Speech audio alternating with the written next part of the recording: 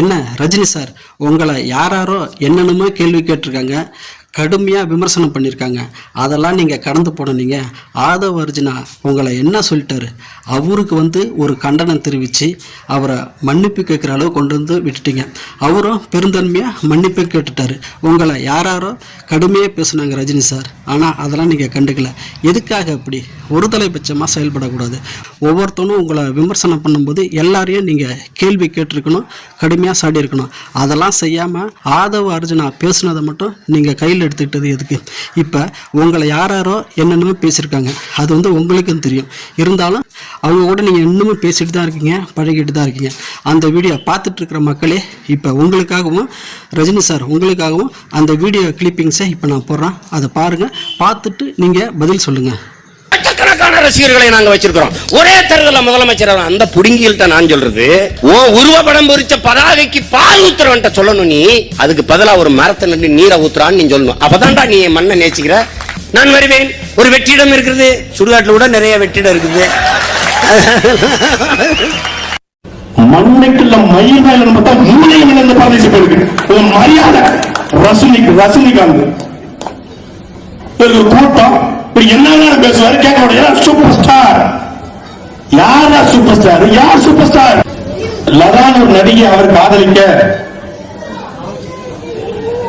அது எம்ஜிஆருக்கு தெரிய, எம்ஜிஆர் தூக்கி போட்டு விதிக்க, அதனால அவருக்கு பைத்தியம் பிடிக்க, அதனால அவர் குடிக்க, குடிச்சிட்டு ஏர்போர்ட்டை உடைக்க, ஏர்போர்ட் காவல்துறை தூக்கி போட்டு வாயை விதிக்க, அதுக்கு அது ஒய்ஜி மைனருக்கு தெரிய, ஒய்ஜி மைனரை குழந்தையால கூட்டி கொடுக்க, அந்த நினைச்சுக்கிட்டு இவர் கல்யாணம் பண்ணுங்க, திருப்பி வாழ்க்கைய பைத்தியம் பிடிச்சு அந்த பைத்தியம் இப்ப என்ன சொல்லுதுன்னா, தமிழ்நாட்டு துக்குலக்கு படிச்சாதான் எல்லாரும் அறிவாளி.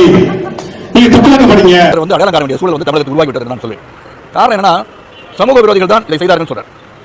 அப்ப உங்களுக்கு எப்படி தெரியும்? ஒரு பத்திரிகை சகோதரத்தை கேட்கறாங்க, அவர் சொல்றாரு எனக்கு தெரியும் அப்படின்னு. ஜல்லிக்கட்டு போராட்டத்தின் போதே வந்துட்டாங்க தமிழகத்துள்ள சொல்றீங்க, இங்கேயும் சமூக விரோதிகள் வந்துட்டாங்கன்னு சொல்றீங்க.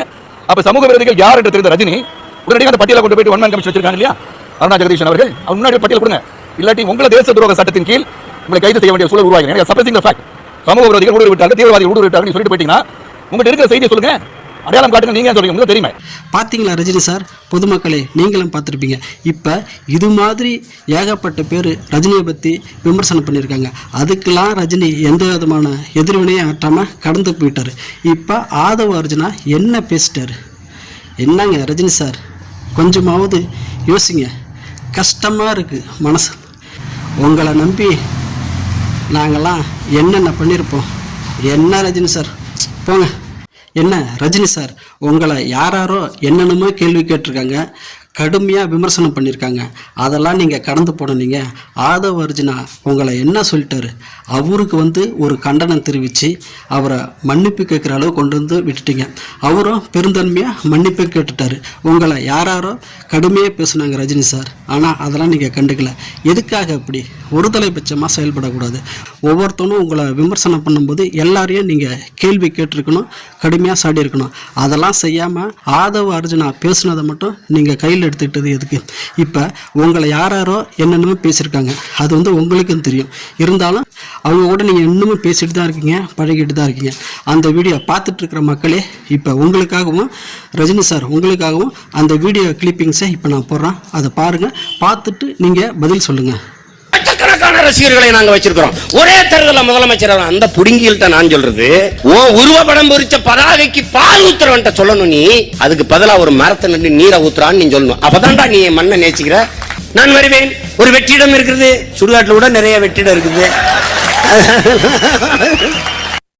மண்ணுக்குள்ள மயில் மேல பார்த்தா மூளை விழுந்த பிரதேசம் இருக்கு.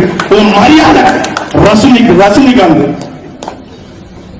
கூட்டம் என்ன பேசுவாரு கேட்க முடியாது. சூப்பர் ஸ்டார் யாரா? சூப்பர் ஸ்டார் யார்? சூப்பர் ஸ்டார் லதான் ஒரு நடிகை அவர் காதலிக்க,